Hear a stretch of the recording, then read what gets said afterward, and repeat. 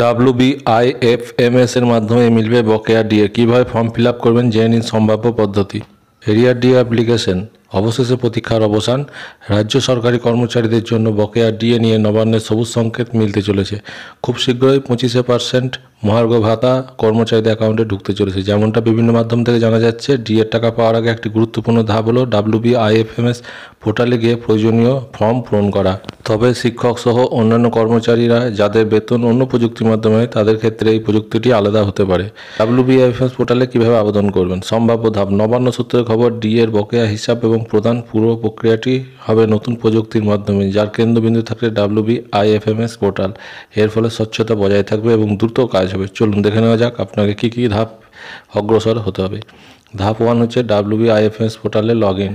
প্রথমে আপনাকে West Bengal integrated financial management সিস্টেমের অফিসিয়াল ওয়েবসাইটে যেতে হবে। সেখানে গিয়ে ই সার্ভিস ফর এমপ্লয়িজ অপশানে ক্লিক করুন। আপনার এমপ্লয়ি আইডি এবং পাসওয়ার্ড দিয়ে লগ ইন করুন। যদি পাসওয়ার্ড ভুলে গিয়ে থাকেন, ফরগট পাসওয়ার্ড অপশানে ক্লিক করে সহজেই তা পুনরুদ্ধার করতে পারবেন।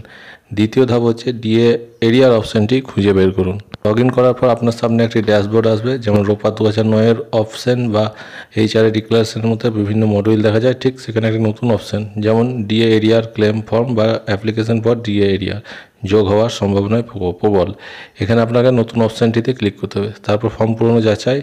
এই ধাপে একটি অনলাইন ফর্ম আপনার সামনে খুলবে। যেহেতু WBIFMS পোর্টালে আপনার সমস্ত ব্যক্তিগত ও চাকরির তথ্য আগে থেকে ডাটাবেসে সঞ্চিত আছে, তাই বেশিরভাগটা অটোমেটিক পূরণ হয়ে যাবে। ব্যক্তিগত তথ্য যাচাই, আপনার নাম, এমপ্লয়ি রিপোর্ট, কর্মরত দপ্তরের নাম ইত্যাদি সঠিকভাবে দেখাচ্ছে কিনা ভালোভাবে মিলিয়ে নিন। বকেয়ার সময়কাল নির্বাচন, কোন সময়কালের জন্য আপনি বকেয়া চাইছেন সেটা নির্বাচন করার অপশান থাকতে পারে। Basic pay, promotion, pay revision ইত্যাদি বিষয়ে প্রয়োজন, সেগুলি অনুযায়ী পূরণ করতে হবে। ধাপ 4 হচ্ছে সাবমিট এবং ভবিষ্যতের জন্য সংরক্ষণ।